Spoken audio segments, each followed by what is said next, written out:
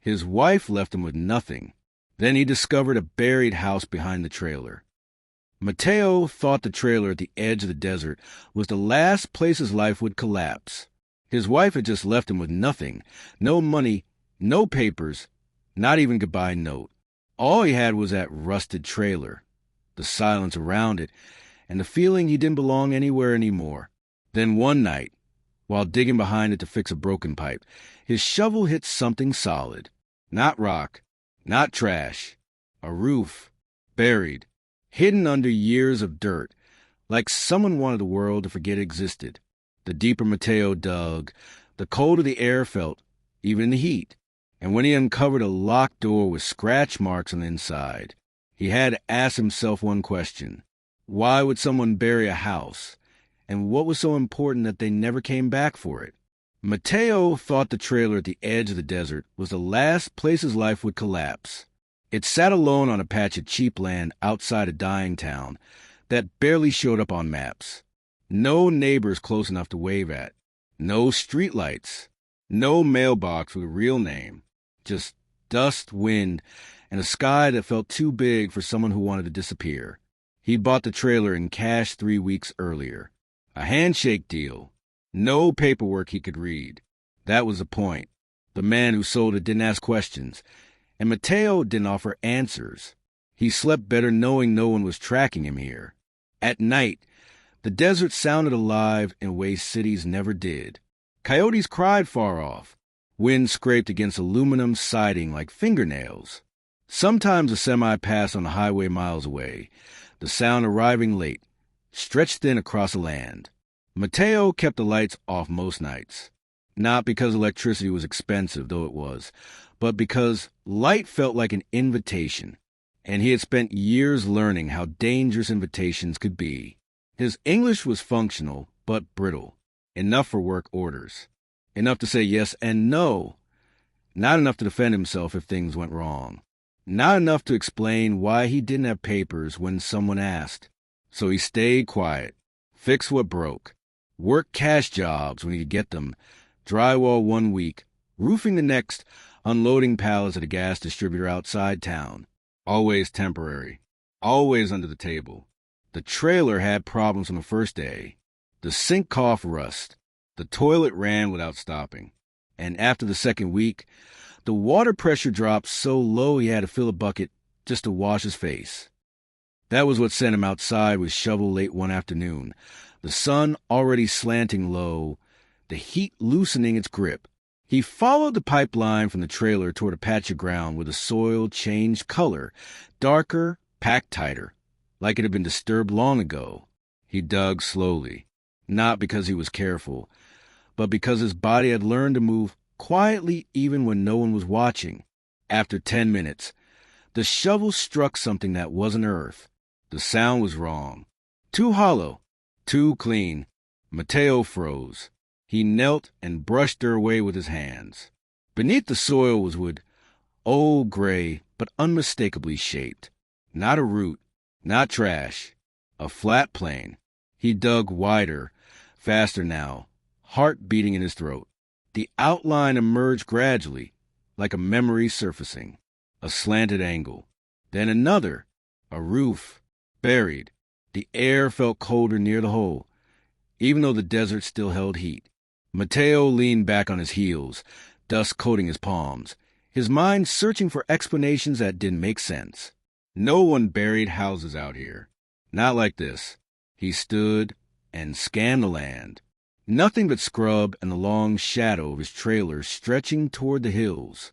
No vehicles. No people. He went back to digging. As the sun dipped lower, he uncovered the top of a door set into the buried structure. It was metal, rusted around the edges, with a handle that hadn't seen daylight in decades. The door was locked. What stopped Mateo wasn't the lock. It was the scratches. Long, uneven gouges marred the inside-facing side of the doorframe, visible where the dirt hadn't fully covered them. Marks made by something or someone trying to get out. Mateo stepped back, his mouth dry. This wasn't something you called attention to. This wasn't something you reported. Not if you didn't exist on paper. He filled the hole back in as best he could before dark, tamping dirt down with the flat of the shovel, his hands shaking more than he wanted to admit. The desert swallowed the structure again, leaving only a faint disturbance that could pass for erosion. That night, Mateo didn't sleep. Around midnight, headlights swept briefly across the thin curtains of the trailer. A vehicle slowed on the dirt road, engine idling low. He held his breath, counting seconds. The lights lingered, then moved on. In the morning, he found footprints near the edge of the property. Boot prints. Fresh. Not his.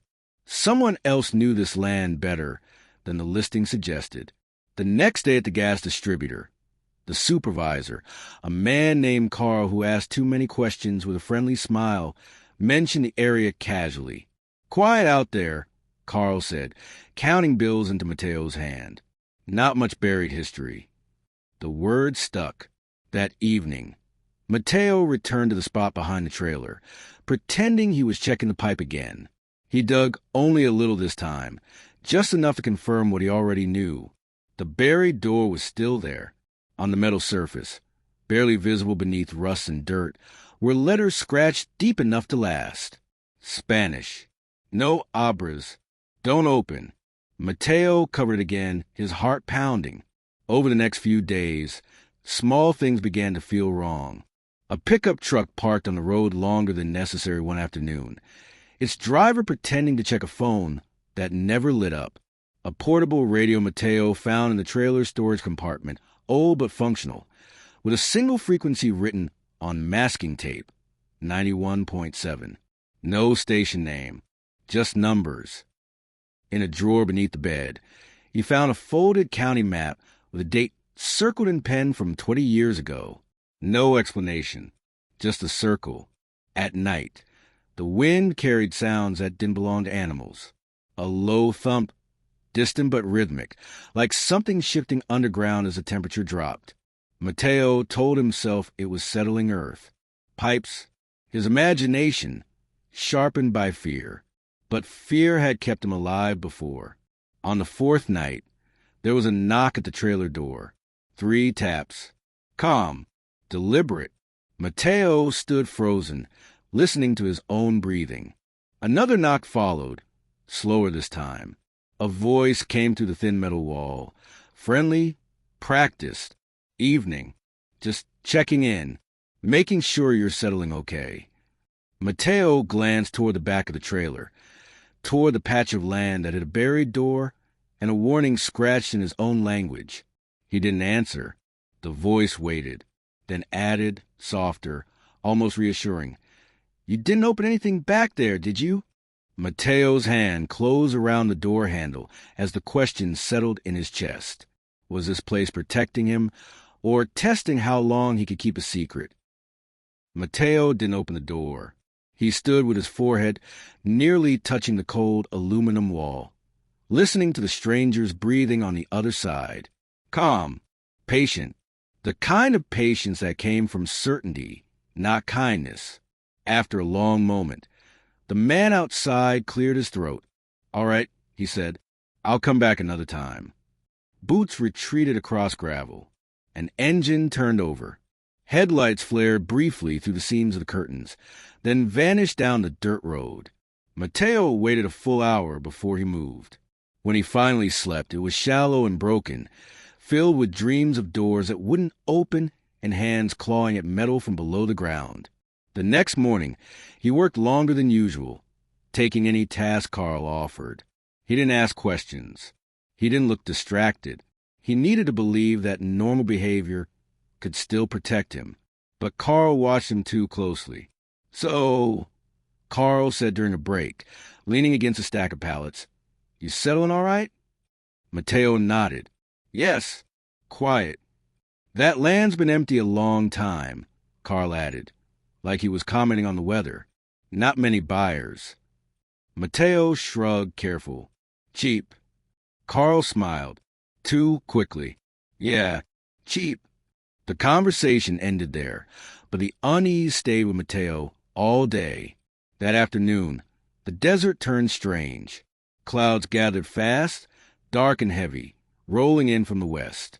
By the time Mateo reached the trailer, the air smelled metallic.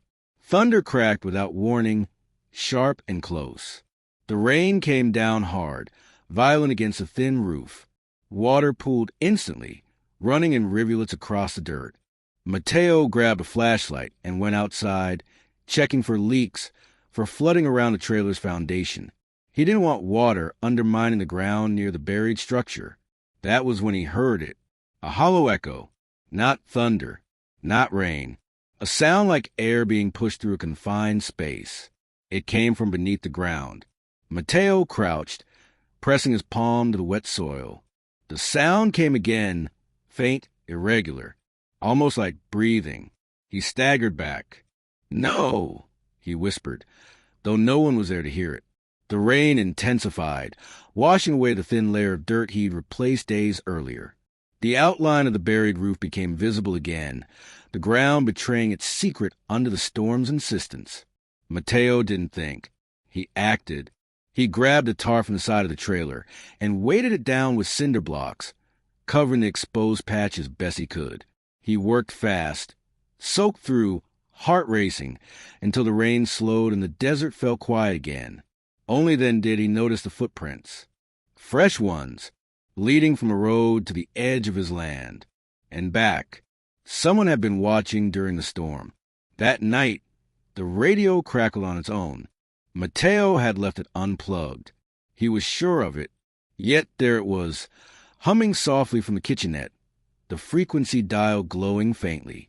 91.7. A voice cut through the static, low, distorted, but unmistakably human. "Repeat, this is a scheduled check. No activity confirmed.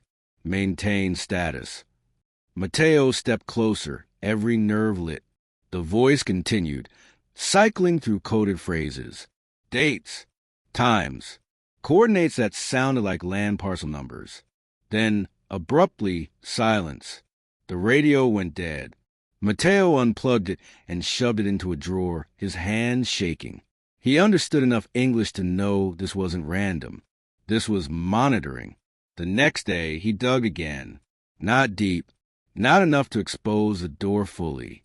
Just enough to confirm something he hadn't wanted to admit before. The structure wasn't small. This wasn't a shed or a cellar. It was a house. Concrete walls, reinforced beams, built to last, built to be hidden near the doorframe. He noticed something he'd missed earlier, a symbol carved into the metal, a triangle intersected by a line. Repeated twice, faint but deliberate, the same symbol appeared again nearby, etched into a rusted pipe emerging from the ground a few feet away. Ventilation, the house had air, had been designed for long-term use, or long-term confinement. Mateo covered everything again, slower this time, more carefully. He felt like he was tucking something dangerous back into sleep. 2 days later, the neighbor came back. This time, Mateo saw him first. The man stood near the property line, hands in his pockets, gazing toward the trailer as if appreciating the view. Late 50s, maybe. Sun-weathered skin. A cap pulled low. Mateo considered hiding. Instead, he stepped outside. The man turned, smiling easily. "Didn't mean to startle you last time. Name's Thomas. I live about a mile east." He extended a hand. Mateo hesitated, then shook it. "Mateo." "Good to meet you," Thomas said. His grip was firm, but not aggressive. "Just wanted to make sure everything's all right. Storm was rough." Mateo nodded. "All okay." Thomas's eyes drifted, just briefly, to the back of the trailer. "You do any digging?" he asked lightly. Mateo felt his chest tighten. "Pipe problem." "Ah." Thomas smiled again. "That'll do it." They stood in silence for a moment, the desert wind filling the gap. "You know," Thomas said, "this land is stories. Most folks don't want them." Mateo said nothing. Thomas tipped his cap. "If you hear things at night, radio stuff, weird noises, don't worry. It's nothing you need to fix." That was the wrong thing to say. He turned to leave, then paused. "Oh, and Mateo?" Yes. Some doors are locked for a reason. Thomas walked away without waiting for a response.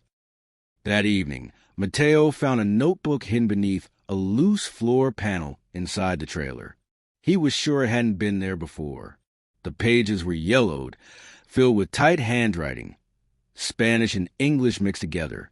Dates, inventory lists, names. One name appeared over and over, always circled. Elena Cruz. Next to the name was a note Mateo couldn't stop rereading. If they come asking, deny everything. The house protects who it's meant to. At the back of the notebook was a photograph. A group of people stood in front of the trailer. Years ago, when it was new. One woman held a baby. She looked tired, determined. On the back of the photo, in faded ink, were 4 words. Para el que leg, for the one who arrives. Mateo stared at the image, his reflection faint in the glossy surface. Had this place been waiting? And if so, waiting for who? Outside, an engine idled briefly on the road, then cut off. Someone was still watching, and Mateo was no longer sure whether opening the buried door would be the worst mistake of his life, or the only way forward. That evening, Mateo found a notebook hidden beneath a loose floor panel inside the trailer. He was sure it hadn't been there before. The pages were yellowed, filled with tight handwriting, Spanish and English mixed together. Dates, inventory lists, names. One name appeared over and over, always circled. Elena Cruz. Next to the name was a note Mateo couldn't stop rereading. If they come asking, deny everything. The house protects who it's meant to. At the back of the notebook was a photograph. A group of people stood in front of the trailer. Years ago, when it was new. One woman held a baby. She looked tired, determined. On the back of the photo, in faded ink, were 4 words. Para el que leg, for the one who arrives. Mateo stared at the image, his reflection faint in the glossy surface. Had this place been waiting? And if so, waiting for who? Outside, an engine idled briefly on the road, then cut off. Someone was still watching, and Mateo was no longer sure whether opening the buried door would be the worst mistake of his life, or the only way forward. Mateo knelt in the dirt long after the wind settled, staring at the letters carved into the metal. They weren't deep. Whoever had scratched his name hadn't used force, just time. The lines were careful, deliberate, almost respectful. This wasn't a threat. That realization unsettled him more than fear ever had. He covered the door again before dawn, his movements precise, as if closing the eyes of something sleeping. The next day brought a new problem. When Mateo went to leave for work, his truck wouldn't start. The engine turned once, coughed, then died. He checked the battery cables. Loose? Too loose. Someone had been under the hood. He tightened them, forcing calm into his hands. The engine started this time, but the message was clear. You're being watched. At the job site, Carl was waiting with a clipboard. Morning, Carl said. Change of plans. I need you on inventory today. Mateo frowned. Inventory meant paperwork. Names. Numbers. Questions. It's easy, Carl interrupted. Just counting. In the office. Mateo considered refusing, then remembered the rent due in 3 days. He followed Carl inside. The office radio was on. 91.7. Carl adjusted the volume without looking at him. You like music? Mateo said nothing. Carl flipped through forms. You ever worked with county project before? No. Pity, Carl said lightly. They like people who keep quiet. Mateo's jaw tightened. As he worked, he noticed a file left open on Carl's desk, a map of rural parcels. His land was highlighted, and next to it, typed neatly, status, active/observe only. Mateo finished his shift and left without collecting his pay. That afternoon, a woman approached the trailer. She didn't knock. She stood a respectful distance away, hands clasped, waiting until Mateo stepped outside. She looked older than Thomas. Late 60s, maybe. Hair pulled back tightly. Eyes sharp. "My name is Ruth," she said. "I volunteer with the legal clinic." Mateo froze. "I didn't sign up." "I know," Ruth said gently. "Thomas asked me to come." Mateo glanced down the road. "This isn't safe." Ruth smiled faintly. "Neither is isolation." She held out an envelope. "This was left for you years ago. We weren't sure who it was meant for, but then you arrived." Mateo took it with shaking hands. Inside was a letter, handwritten in Spanish. "If you are reading this, it means the house did its job." Elena Cruz wrote about arriving undocumented, about hiding, about being almost trapped by a county-funded temporary shelter. That was anything but. She wrote about realizing the house could protect instead of imprison. "We buried it not to erase it, but to keep it from becoming a cage." She described Thomas and Ruth, advocates who worked quietly, redirecting attention, falsifying nothing but omitting everything. The scratches were from the men who wanted to lock others inside. "We stopped them." "Barely." Mateo's knees went weak. Ruth watched him carefully. The house was meant as a pause, a place to breathe, not forever. Mateo swallowed. "Then why me?" Ruth's gaze softened. "Because you didn't open the door right away." As evening fell, sirens wailed faintly in the distance. Not close, but close enough to tighten Mateo's chest. Ruth placed a card on the trailer step.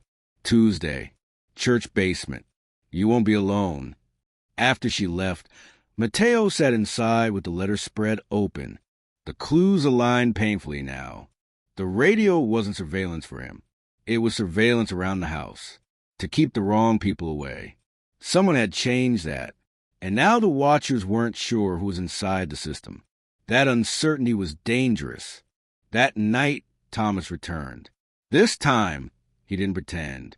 "They moved your status from dormant to active," he said. "That means someone in the county noticed movement." Mateo's voice shook. "I didn't do anything." "I know," Thomas said, "but you exist.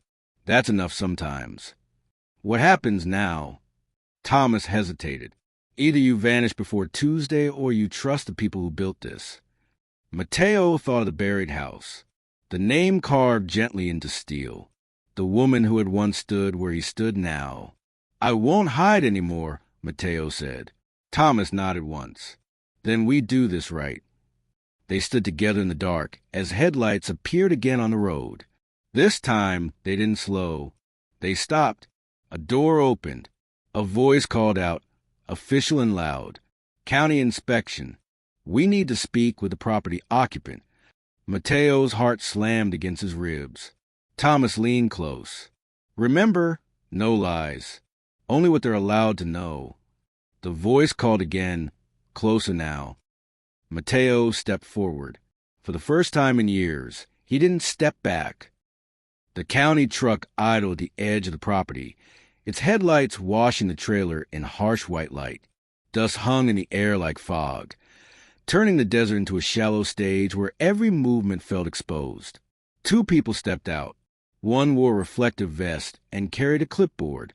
The other stayed closer to the truck, hand resting casually on the open door, posture practiced. Not aggressive, not friendly either. "Evening," the woman with the clipboard called. "Routine land use inspection." Mateo forced himself to breathe. He stepped down from the trailer step slowly, keeping his hands visible the way he'd learned years ago. "Yes," he said. She smiled in a way that didn't reach her eyes. "We had reports of unauthorized digging on this parcel." Thomas stood a few feet back, silent, a presence rather than a participant. Mateo chose his words carefully. "Broken pipe. Fixed already." The woman made a note.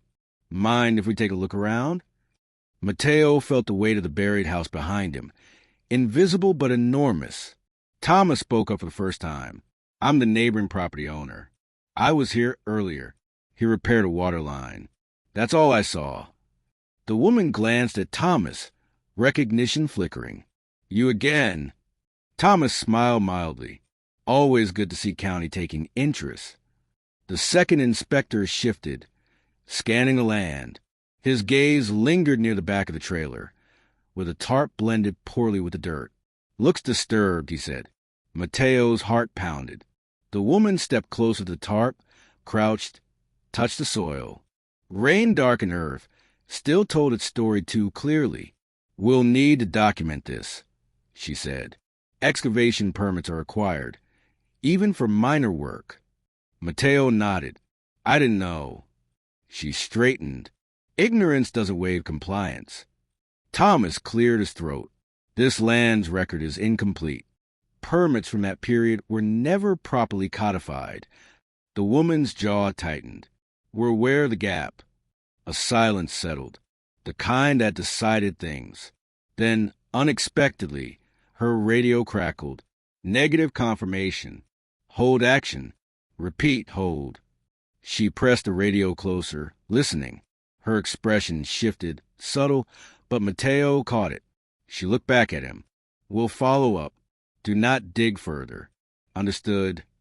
"Yes," Mateo said quickly. The inspectors returned to the truck. The engine revved, then faded into night. Mateo's knees almost gave out.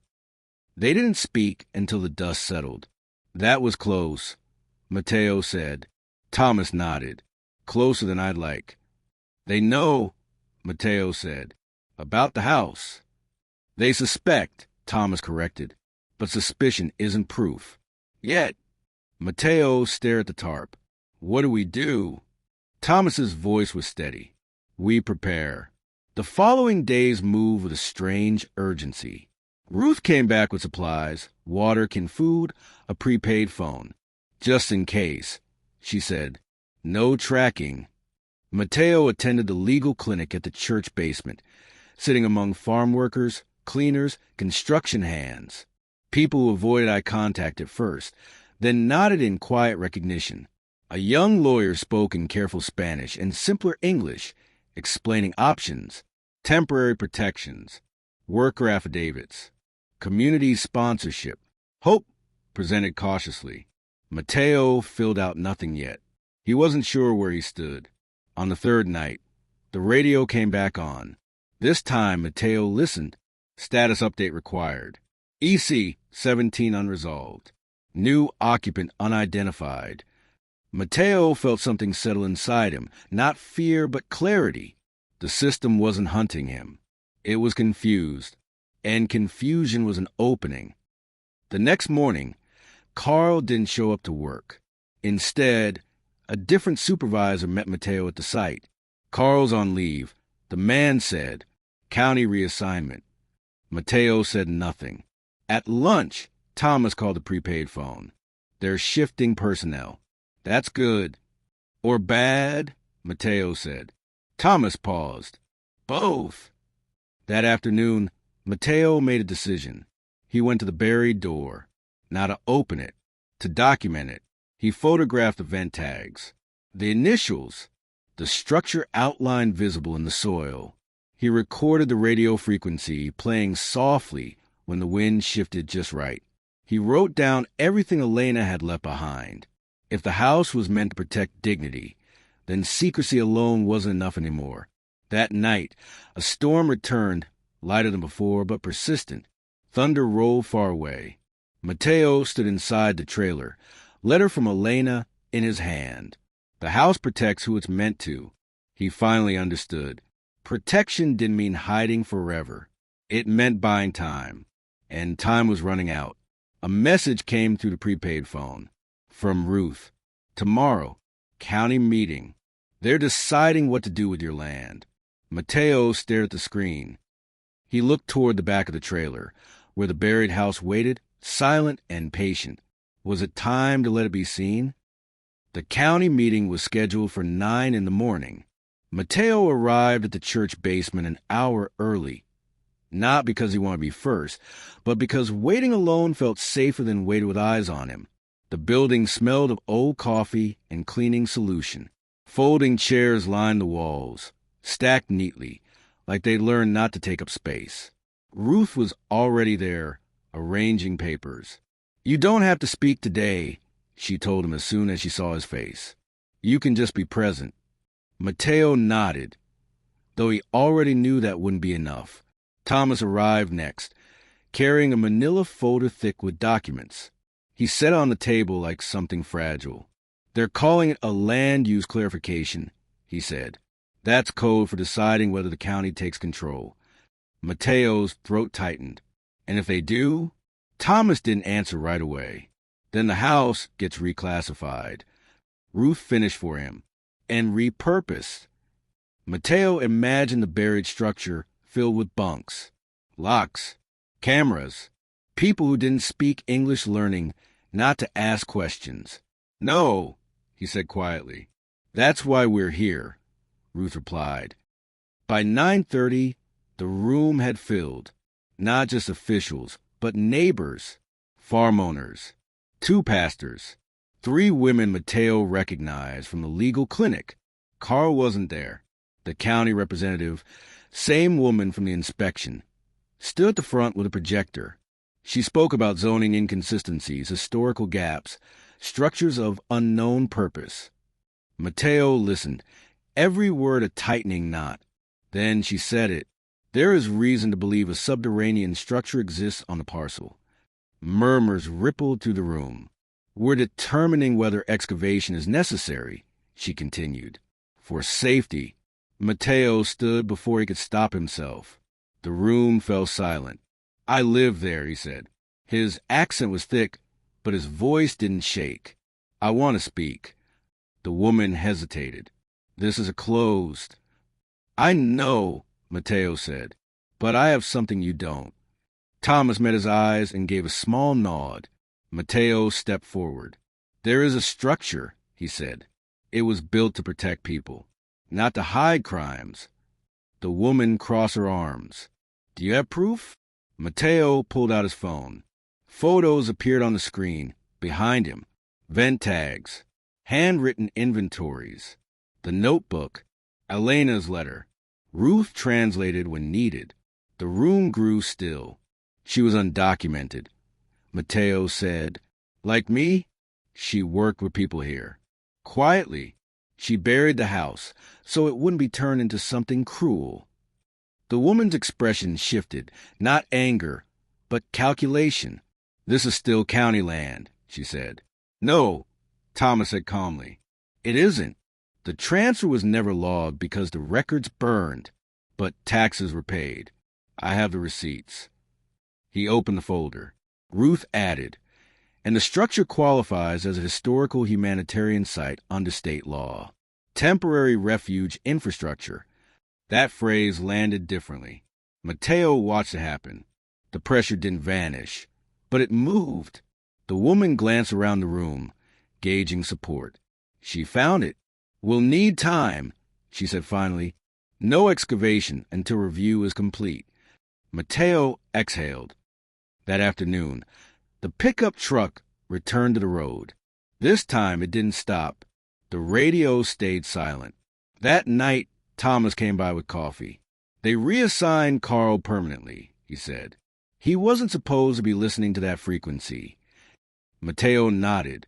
The radio was never for me. No, Thomas said. It was to keep the house from becoming a cage again. They sat on the trailer steps, watching the desert cool. I don't know what happens now, Mateo said. Thomas smiled faintly. Neither did Elena. Mateo looked toward the buried door. Should I open it?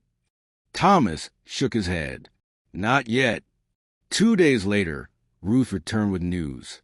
There's a job, she said. A real one. Church-sponsored renovation project. Cash it first. Paper trail later. Mateo swallowed. And the land?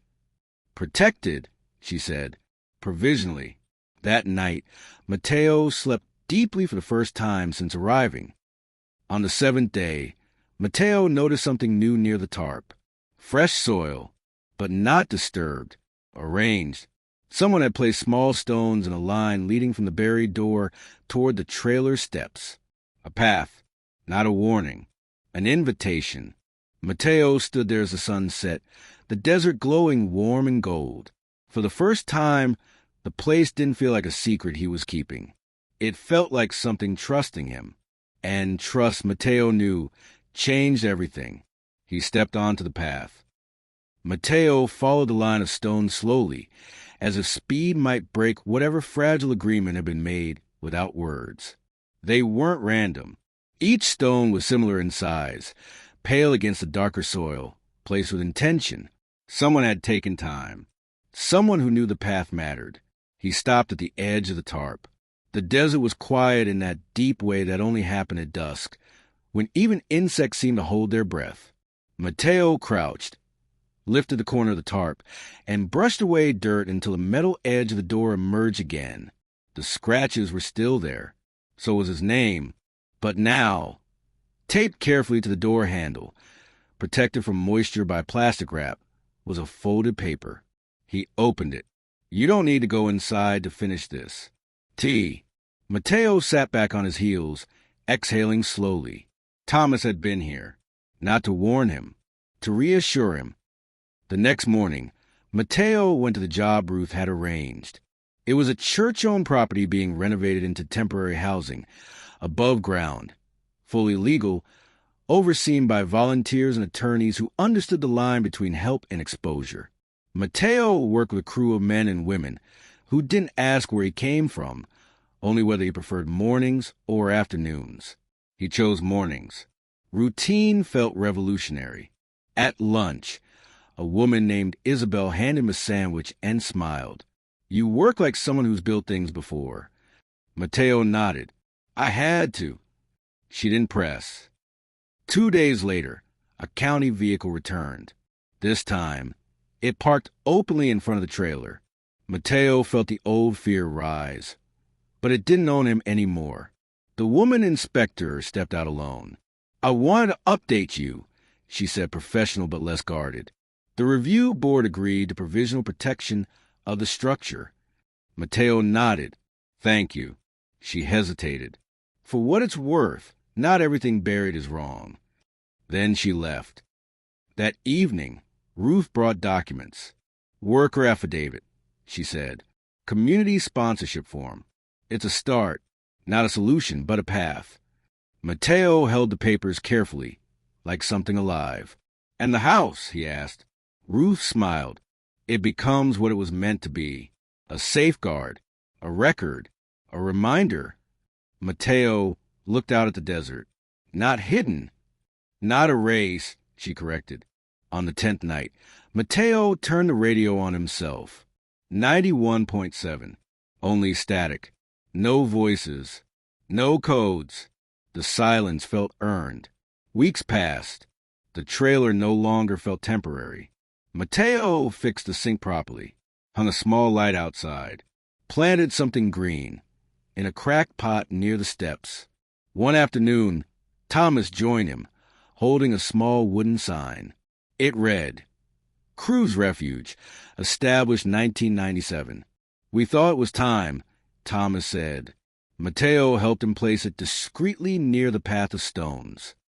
That night, Mateo stood alone beneath the stars. He thought of Elena, of the scratches, of the fear that had once lived in the ground beneath his feet. The house had never been about hiding from the world. It had been about surviving long enough to step back into it. Mateo turned on the porch light and left it on. A signal, not of exposure, of belonging. He went inside, closed the door gently, and sat at the table with the papers Ruth had given him. Tomorrow, he would sign his name, not carved into steel, written clearly, intentionally, as himself. And somewhere beneath the earth, the buried house rested, not as a secret, but as proof that dignity could be protected without disappearing. If a place saved you before you were ready to be seen, would you have the courage to step forward when the door finally opened? If stories like this matter to you, subscribe and stay with us for the next one. The first letter arrived without a return address. Mateo found it wedged carefully between the trailer door and the frame, protected from the wind. The envelope was plain, unmarked, but heavier than it should have been. Inside were copies, tax receipts, utility payments, maintenance logs, all dating back more than 25 years. At the bottom of the stack was a single page, typed and signed. Affidavit, a continuous humanitarian user filed, but never indexed, 1998. Mateo sat down hard on the trailer steps. This wasn't just memory, this was evidence. That afternoon, Ruth called. They found the affidavit in a private archive, she said. Not county. A retired clerk kept copies of everything that disappeared in the fire. Mateo closed his eyes. So it's real, official. It always was, Ruth replied. It was just inconvenient. 2 days later, the county requested a formal site walk. Not inspection, not enforcement. A walk. 3 people arrived. The woman inspector, a zoning attorney, and a man Mateo didn't recognize who introduced himself simply as state oversight. They didn't bring tools. They brought notebooks. Mateo led them to the back of the trailer. The tarp was removed. The stones remained. This is as far as it goes, Mateo said. The door stays closed. The state man nodded. That won't be necessary. They documented vents, tags, measurements. They photographed the sign Thomas had placed, the path, the trailer. At one point, the zoning attorney asked, "Why buried instead of registering it?" Mateo answered before anyone else could, because the system wasn't safe for it yet. No one argued. That night, Thomas explained everything fully. The house was built by a coalition, he said. Churches, social workers, 2 engineers. Temporary refuge for people escaping labor exploitation. Meant to be short stays. Days. Weeks. Mateo remembered the scratches again. And then, he asked, then a county subcontractor tried to turn it into an unregulated holding site, Thomas said, locking people in. No records. Mateo's jaw tightened. That's when the scratches happened. Thomas nodded. Elena caught it early. We shut it down, buried it, hid it until it could be protected properly. And the radio? Monitoring, Thomas said, to make sure no one repurposed it quietly again. Mateo leaned back, the full shape of the story finally visible. The danger hadn't been the house. It had been what people could do with it. A week later, the county meeting reconvened. This time, Mateo sat at the table. The resolution was simple. The structure would remain sealed. The land would be reclassified as a protected humanitarian site. The trailer would be recognized as caretaker residence. Mateo didn't understand every word. He understood the outcome. That evening, Isabel and 2 others from the job site came by with food. You're staying, right? Isabel asked. Mateo smiled. Yes. As night fell, Mateo walked the path of stones one last time. He placed his hand on the buried door, not to open it, to thank it. Then he turned away. The house had done its work. And now, so would he. But staying visible had consequences. And Mateo was about to face the most personal one yet. The letter came on a Wednesday. This one had a return address, a law office in the nearest city, printed cleanly in the corner of the envelope. Mateo recognized the name. One Ruth had mentioned more than once, always carefully, as if not wanting to promise too much. Mateo didn't open it right away. He set it on the table and made coffee first. Let the kettle boil. Let his hands steady. He had learned, over years of living on the edge of consequences, that rushing bad news didn't make it better. When he finally opened the envelope, he read slowly, not because the words were hard, but because they mattered. The letter explained that a petition had been filed on his behalf under a state-level humanitarian sponsorship pathway. It wasn't a miracle. It wasn't legal status. But it was protection, a temporary stay of removal, work authorization, pending review, got a case number. A number meant a file existed. Mateo sat down and let the weight of that sink in. For the first time in his adult life, someone had written his name into a system that wasn't trying to erase him. That afternoon, Thomas stopped by with a folded lawn chair and 2 bottles of water. They sat in the shade of the trailer, watching the heat shimmer off the land. "You look different," Thomas said. Mateo smiled faintly. "I slept." Thomas laughed quietly. "That'll do it." After a moment, Thomas grew more serious. "There's one more thing you should know." Mateo nodded. "I figured." "The county won't say it out loud," Thomas continued, "but someone pushed hard to get eyes on this land again. Harder than Carl could have on his own." Mateo felt a familiar tension return.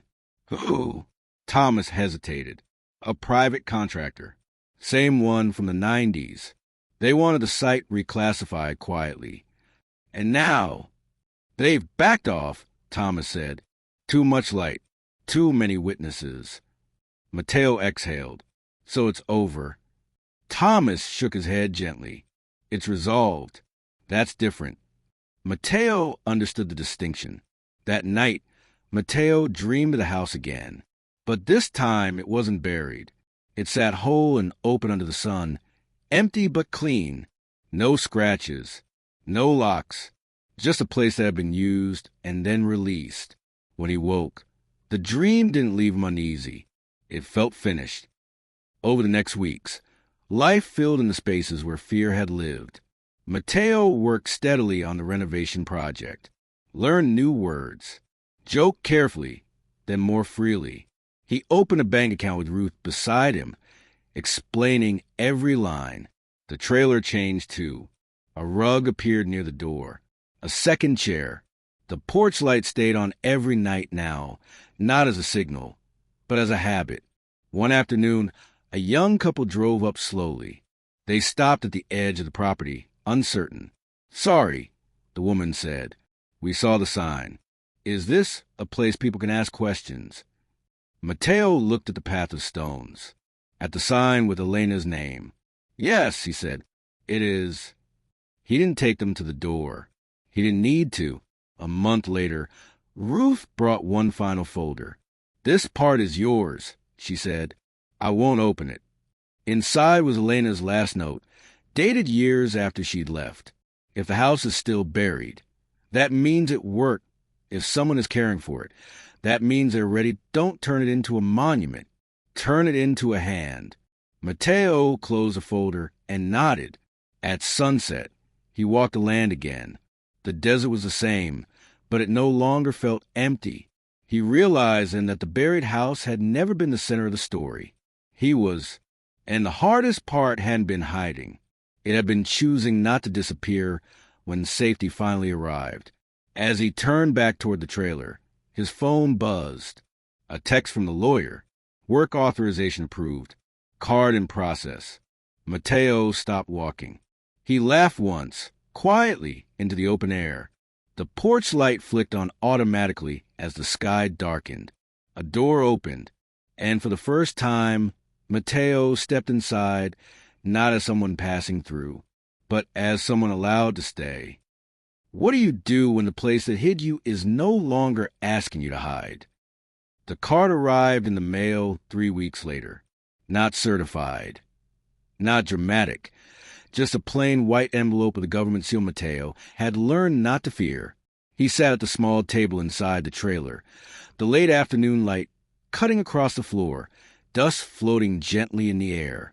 He opened the envelope slowly, carefully, the way you open something fragile even when it's meant for you. Inside was the work authorization card. His name spelled correctly on a photo that barely looked like him. Tired eyes, but steady, an expiration date 2 years away. 2 years was not forever, but it was time. Mateo pressed the card flat against the table with his palm, grounding himself in its reality.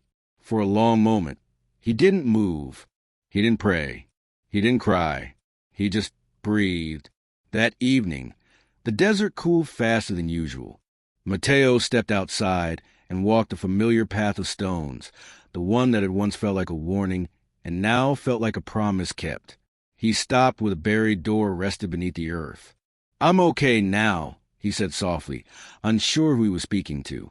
Elena, the house, the version of himself that had arrived here, ready to vanish. The wind moved the scrub in response, gentle, ordinary.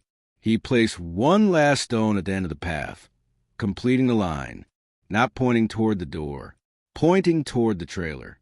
A week later, the church hosted a small gathering.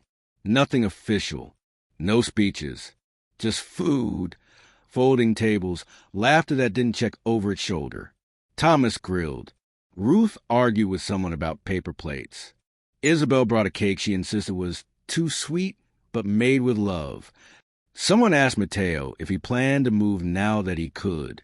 He shook his head. Not yet. Why stay out here? They asked. Mateo looked across the land, the wide quiet that had once scared him. Because this place doesn't pretend it's something else, he said. And neither do I anymore. No one questioned that. Later that night, after everyone had gone, Mateo sat alone on the trailer steps. The porch light glowed warm behind him, casting a soft circle into the dark. The buried house rested unseen, its work complete, its silence no longer heavy. Mateo thought about the man he had been when he arrived, guarded, shrinking, convinced survival meant invisibility. He thought about the moment his shovel hit the roof, about how fear had brought him to the truth faster than comfort ever could. The house hadn't saved him. People had. And courage, the slow, ordinary kind that chose one honest step over another night of hiding. Mateo went inside, and took out a small notebook of his own. On the first page, he wrote a name. Not carved, not hidden, written clearly. Mateo Cruz.